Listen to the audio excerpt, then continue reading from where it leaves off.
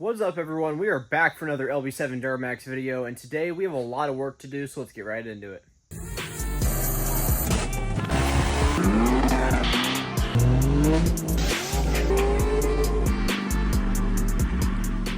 I know it's been a minute since I made a video, so let me give you guys an update. This truck does run. I did get the new tunes, but obviously we got a lot of work left. The entire engine bay is pretty much done. All the cosmetic stuff I need to fabricate I will explain later, but that will be getting done. Ignore the power steering leak. I had a little incident while filling up the reservoir, but I'm going to go ahead and start the truck so you guys can hear it. Actually starts pretty good.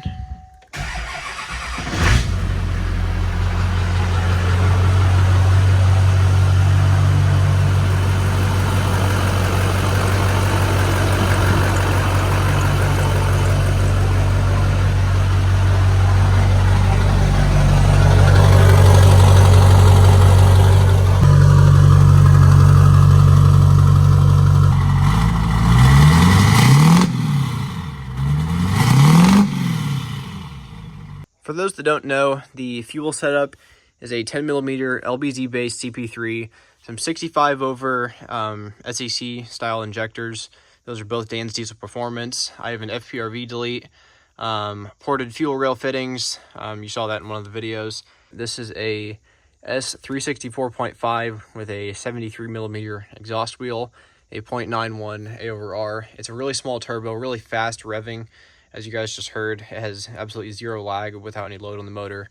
I'm sure driving, it's going to be a very responsive turbo. Got a full piping kit up here, and then basically every bulletproofing mod. It's got head studs, main studs, upgraded oil cooler. We went ahead and did power steering pump, water pump, new alternator, and then just a lot of little small here and there details. That's going to be a lot of what we're doing today. It's just a lot of cleanup stuff.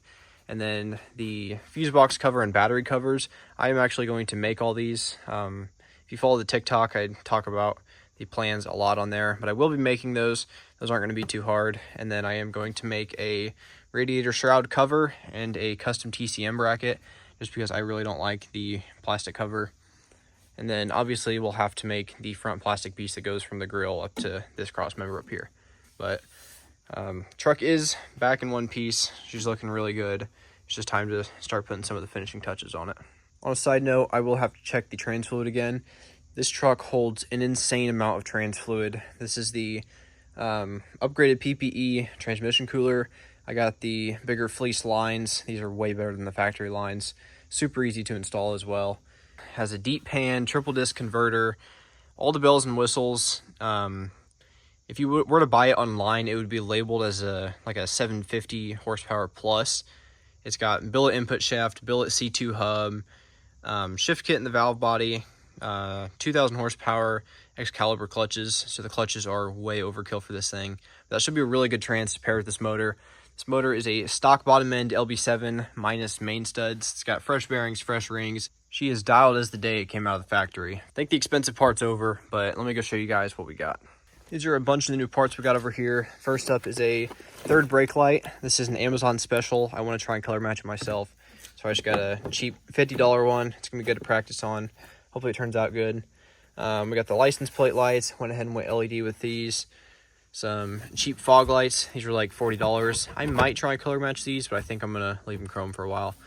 We're going to be trying out a different look. Same thing with these. I bought the cheap Amazon taillights that everyone has. The standard U-bar ones.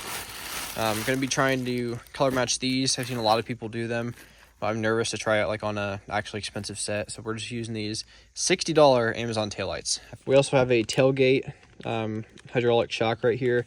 Makes it to where you can just drop your tailgate down, because earlier trucks did not have it. We have added quite a few sponsors to the list. I will be doing one sponsor in this video, and that is Spelab. They sent me a coolant tank. Really high quality tank. We'll talk more about this later. We had KSP send us some 2-inch spacers. I installed these on TikTok. These wheels sat in pretty far, and the 2-inch spacers were a pretty tasteful modification. I know a lot of people hate spacers, but when you install them right, they are harder on suspension, but we got full kryptonite up here. Not worried about that. And then obviously having a solid axle in the rear, we're not going to worry about that either. But 2 inches was the smallest ones I could do because of the studs, and I don't like to cut studs, but I think it looks pretty good. Once I put the back flare back on, the tire should sit pretty much even with it. Obviously not going to be off-roading this or doing anything crazy. Definitely going to leave them on for some pictures because it looks way better, and I'm probably not going to get a set of wheels anytime soon, so I'm going to be rocking these for a while. Another sponsor I got on TikTok was Brunt Work Boots. I will be doing a video about them soon. But next up, we got a huge sponsor. This is definitely the biggest of all the companies that have sponsored me. Fast sent us a Fast Connect. Basically, what it is a standalone monitoring system. I don't even remember what all they sent, if I'm being honest. I think there was like some stuff to do with the Fast itself for filter life. They sent an EGT probe, and then I think it's like a boost sensor maybe. But I will be doing a video about this 2 weeks after this video comes out, or a week, depending on what I can do. But they did send me quite a few sensors here. Basically, what this thing is it is a standalone ECU, which means you do not have to plug it into the OBD2 port. You're gonna mount this computer under your hood, which when I make like the custom battery brackets or something like that, I think I'm gonna like try and mount it up here on the fuse box or maybe back on the firewall somewhere. But I kind of want this to be out in the open just because I think it's cool. Needs a power and ground. There's a couple other wires. The wiring is super simple on this. Then the gauge pod is actually Bluetooth. So all you need for this guy is power and ground. You mount it in the cab. It sends the data to this pod through Bluetooth or wirelessly. I don't know the difference because I'm not very smart, but they also sent me a lot of stickers. I appreciate that. Some other stuff I've been collecting. We have a LBZ grill over here. I think that's an aftermarket bow tie, but color match is a whole other thing. I'm trying to figure that out. I don't know what we're going to color match, what we're going to leave. I might leave this stuff for now and just put the front end back together. I don't have headlights right now is the only problem. I'm getting a set color matched. Those are going to hopefully be here soonish. I tracked down an LBZ hood. The only issue with this hood is that there's like 2 small dings, which I honestly can't even see right now. There's one little piece. You can't even see it on camera. But there is some little small dings. Let me scrape it across the floor. I'm sure that's good for it. But the bottom side of this hood is just spray painted gray, which I actually did a really good job spray painting this nice and glossy. I think I'm going to do the same to this guy. Go ahead and put this hood on, because this hood, for anyone that hasn't seen it, make sure not to crush that. This hood is basically destroyed. It's eaten down to the primer. If you go down low, you can see a million different spots of hail damage. So obviously it could be fixed, but there's really no point when I could just spend $200 on a updated hood rather than spend $100 in Bondo and paint and fix this one. Mirrors I have not figured out yet, but I think I got a company that I'm going to work with for these guys. Don't know if I want to keep this style or do tow mirrors, but I'd have to do cab lights if I went tow mirrors, because you can't have one without the other. And some guy on TikTok talked about a brush guard. This is my dad's truck over here. I think this one's a Fab 4. Yeah, this one's a Fab 4, but I think like a ranch hand or something would look sick on this truck. But we'll have to cross that bridge when we get there. Right now, we're just putting the stock bumper back on. This thing's seen better days. I put this strap on here when we originally took the truck home. Have not taken it back off, but you can see the plastics need fixed up. But overall, this bumper really isn't in bad shape. The rear bumper back here, I have a guy that has one. I am going to be getting that one soon. We're just putting a stock one back on. Not doing roll paint or anything yet, but let's get to installing these parts. We are back from a minor hiccup. Almost got hit by 3 tornadoes, but it is fine. We are going to go ahead and get the new coolant tank installed and then go from there. Went ahead and got the old tank pulled out. This is just the factory plastic tank I spray painted. You can see the inside of this tank was pretty nasty. I just washed out the best I could, and it has water in it right now. There is no coolant because I knew I was planning on getting a coolant tank, but it's kind of hard to see, but there's some dirt and debris down in there. It's kind of oily. This new coolant tank from Spelab, it's a pretty nice unit. all metal, of course. Comes with a new sensor, and then it's got the hoses and the mounting locations, but let's test how it actually fits in the truck. This tank does come with a new overflow hose as well. I cut it in half about, and then I put my loom over it, which this loom, if you guys don't have this loom, I 100% recommend it. You can get it on Amazon. I got 2 different styles. This is the style I prefer. Super cheap on Amazon. And that's the other style that I haven't even used that yet. That'll be for the frame stuff since it doesn't match, but I'm still gonna loom some of the frame stuff. And then I just take a little bit of harness tape. You can also find it on Amazon. Just wrap the ends of it. It helps hold it tight, but this loom looks really nice. That's a really good detail and helps a lot. I wrapped a lot of stuff in it. Like, this is the hood latch cable. After I get this zip tied in place, obviously, that's gonna look a lot better. The fast wiring is gonna have it. More of the wiring harness is gonna get it. Fuel lines have it. The heater core lines look really good. They have it over there, but it's one of those details. The crankcase lines have it. It looks really nice. The turbo feed line I should have done, but I don't want to go overboard with it, but it does look a ton better. Also, I don't know if I've said or not, this tank will come out for powder coat whenever I do the battery covers and the other covers. It doesn't look bad in black, but it would just be cool if I can go ahead and match that. Nothing against Whirly, but their tank is like $600. This is a lot less than that. So if you're looking for a budget-friendly metal coolant tank, this is definitely a great option from Spelab. The cap normally has the Spelab logo on it. I went ahead and polished it. Need to polish it a little better, but it's going to match the billet PPE cap now. All the caps are going to be polished. The brake reservoir, I'm going to try and get a polished cap for that as well. And then I think for the shroud up here, I'm going to use aluminum. I have a friend that has been doing some fabrication work. He's pretty confident he can just make me like a shield. I'd like to go to electric fans eventually. I know a lot of people say like the clutch fan is so much better and whatever for towing. This truck's not going to tow a ton all the time, so electric fans are going to take some load off the motor. It's like a decent amount of load. That clutch fan takes up a lot of power on top of everything else, obviously the drivetrain loss. So you get rid of the clutch fan, you can really feel it. It'll put a little more load on the alternator, but this is an upgraded alternator. It's a 220 amp XDP alternator. California trucks, I believe, already came with the upgraded ones.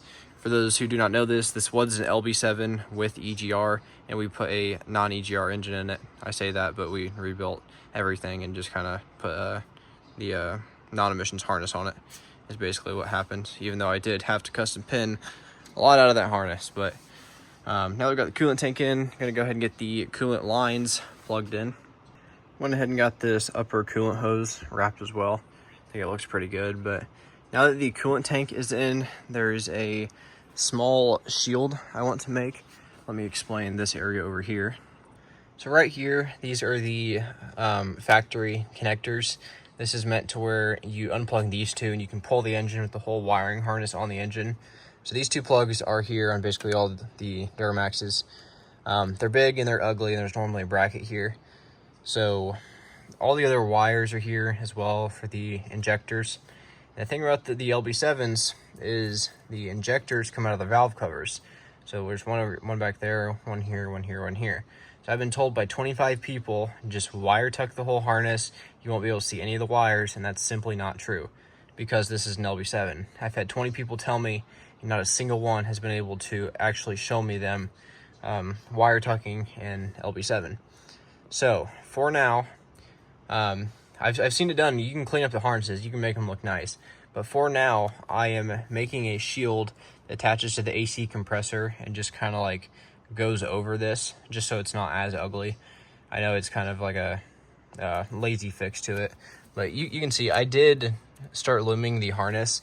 But basically what I want to do is take these two big connectors, run them down the side of the engine, and then run everything like up and around the engine. The injectors, I will just have to, I don't know, we'll cross that bridge when we get there. If I keep the truck this long, this wiring is coming back out of here, and all getting redone. Obviously I got to take apart a lot of this stuff anyway, because I used electrical tape to wrap the harness and I don't like it. So that's all coming back off. I'm going to be using harness tape instead for this big guy right here. And then like the battery cables and stuff, I kind of want to loom that stuff. We got this box to figure out what we're doing with that here, but let me show you guys the shield I was talking about. So this is the mock-up shield. This is a piece of 4-inch exhaust that I cut, flattened, and then welded. So basically, this is going to sit in right here. Obviously, it's not going to be this ugly, and I was thinking about just having it powder-coated illusion purple. I know a lot of people are thinking about like heat being an issue, so like I need to leave enough space to where like there's enough airflow under it. With the hood closed anyway, the entire engine bay gets hot. It's not like this is going to be like some super bad hot spot. But I just want to make sure there's enough airflow underneath of it. So I think we're going to like actually make this real quick. It's not going to be hard. And we're just going to attach it to the AC compressor bolts right here. The metal I'm going to be using is just these squares you can get off Amazon. They aren't cheap, but they are convenient. This is also what I'm going to be using for the fuse box cover. I just need to get one that's like 2 inches wider, and then I'll be able to go down the front. But these will be perfect for the batteries. I'll just need, I think it's $25 for 4 of these things. So I'll need to get some for the batteries. We'll get this going, and then I'll need 2 grommets for the battery side post. Basically what I need to do is just cut out this top piece first, and then we'll cut the side piece. We'll weld this up. This piece looks terrible, I know, but that we're gonna actually make this and do it right. I'm gonna be welding in my Crocs and my shirt that I spilled gas on today at work. I'm sure it'll be okay, but to cut the metal straight, we're gonna be using this Milwaukee M12. It's like a little circular saw, but for metal. It's actually pretty cool. Never used one before. Seen them used a lot, but we're gonna be giving that a try today. We got the metal cut out. This is my professional welding area. We do not have a welding area set up. My dad just bought this welder, and unfortunately I left all of my welding stuff at work, so I don't have any of the magnets I need or anything to do this. So we are going to be propping up wood blocks to get the angle right on this, but for now going to run a test bead on this steel. I think we're going to get the welder dialed in. This is a Vulcan Omni Pro. 10 out of 10 recommend this. Great welder, can do a lot of different things, but I'm going to show you guys what it can do real quick. We'll get the welder dialed in, and then we'll go ahead and attach these 2 pieces. All right, there's some testing. It is nothing fancy at all. The steel is pretty decent. I'm running it a little hotter than I normally would for this, but we're just going to kind of weld for a little bit, let it cool, weld over here a little bit. We're going to weld a little bit all over the place because this is thinner steel. So if we get this too hot, obviously it's going to warp. So I'm going to try to avoid that, but I'm going to get this tacked up and then we'll see what it looks like.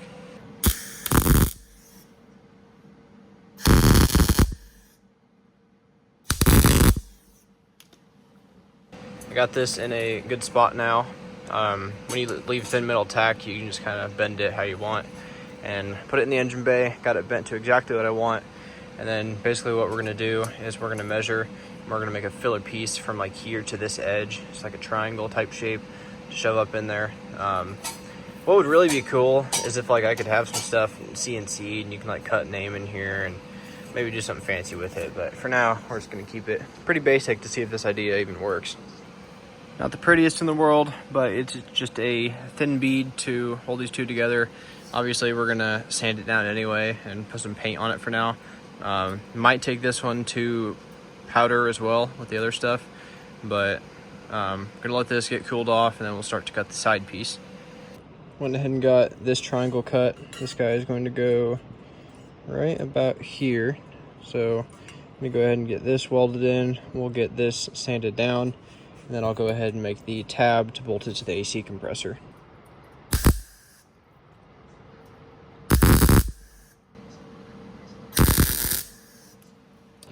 This is what we got so far. So basically, hey, that's really hot. I'll probably sit right about here. Need to add a tab right here. Went ahead and got that shield installed. Did get some paint on it. I was thinking, I think I am going to eventually take this back off, bring it down a little more, and then so I can like tie in this wiring on the side of it. I think that'll look really good. And then the globe plug controller, I do gotta find a spot for that still.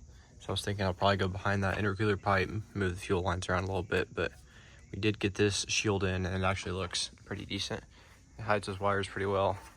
Definitely could have done a little different design with it, but overall it helps the engine bay a lot. And took apart a lot of this wiring here. I went ahead and loomed the battery cables, and then I went ahead and actually harness wrapped this big wiring harness up to the engine, and then this power steering line had that plastic loom on it, so I just wrapped that. It looks a little better, but it's starting to come together. I'm gonna go ahead and get the ECM cover on. I really wish I would have done something different with this. I think I'm gonna definitely go back and alter it, at least make it come down a little more. And then for these power wires right here for the globe plug control module, I think I am going to like tie that in to like the side right here. So maybe we put the globe plug control module right down here on the side. That might look decent, maybe, or the fast connect. I don't know. We're gonna figure out something for this. I just stared at it a little bit, and I think I have an idea now. I think the fast connect we're going to put like right up here. Like I'm gonna build like something flat, maybe like a branch of the fuse box cover, something just flat right here, and then mount the fast connect like right there. I think that would look pretty good. There isn't really a whole lot happening in here. Like it's pretty, there really isn't anything back there besides a few wires. So maybe I can block that off, put the fast connect, that would look a lot better. I think I'm pretty happy with this side of the engine bay. The heater core lines are my favorite part. It's got those billet fittings and then the wire loomed heater core lines. So I think that looks pretty nice. This side's nice and clean over here. We will have to get the AC lines in. That is the least of my worries right now. The AC line, everyone I see leaves the line that goes over the turbo, like it goes up and around that way. They have a relocation kit that takes it down around in the front. So that is what we're going to be getting. And then I don't know, I'll probably tie that into the radiator shroud cover, but I kind of like being able to see the alternator. I don't want to block any of this off, so maybe we go behind the alternator with them, but we will be putting the AC lines back. We'll just have to figure out the routing. But I'm really excited to start getting some of this fabrication stuff done. I just ordered some more metal. We got enough for the batteries. If I make one for one battery, I just copy it and that'll be good for the other battery. Basically for the batteries, what we're gonna do is just cut some square steel. It's just gonna be a sleeve that goes down over it. And then the battery, here on my flashlight, it has this little thing that comes out right here. So I'm going to make some rubber isolators in the front plate, and I'm just gonna cut some holes in it that are gonna slide perfectly over that, just to make sure we don't arc it or anything. But yeah, I think that's gonna look pretty good. We'll get the batteries done. The fuse box cover, that's gonna be a challenge. We'll have to take this bar back out. That's probably when I'll make the fast connect bracket, but we're gonna start getting this fabrication stuff done. I can send it to powder. I'll probably just make all of this stuff and get it sent to powder before I worry about the like the front cover and then the radiator shroud, because I really don't care about that right now. Really, I don't care about any of this stuff either. It's just something to do. In the back of the truck down here for the brake lines, I lost the bracket that actually holds these in. I can't find them online. Maybe I'm just dumb, but I'm going to be making a bracket to hold these guys as well, which I really should have just made my own brake lines. I still might, but actually that might not be a bad idea. I don't know. We're going to figure out the brakes. The brakes will be hooked up. I'll probably do this off camera. It's going to be pretty boring, but everything in the back of the truck back here is pretty much done. It's just very dirty and dusty, but everything is redone back here. I'll have to get the exhaust tightened. Traction bars are done. Basically everything's done back here. Just got to get those brakes done. I also got some small stuff to do, like get that shift linkage hooked up. And then I think the emergency brake cable, I'm just going to take that stuff out for now. We're going to worry about that later. And then the fast wiring that's hanging down right there, got to get all that finished up. So there's a lot of small stuff we got to just keep working on. Here's your guys' daily shop chicken clip. She's doing good. She got kicked back outside, currently living with the ducks, but she's doing good. That's going to be it for today's video. I'm really happy with how the engine bay is turning out. Hopefully I'll have some time to make some more YouTube videos now that I have plan, or at least concepts of a plan, but ordered some more parts. Hopefully we'll get that stuff in. Got the headlights coming. We need to get the front end back together and just get the truck on the road. That's gonna be it for now. Thank you guys for watching. See you later.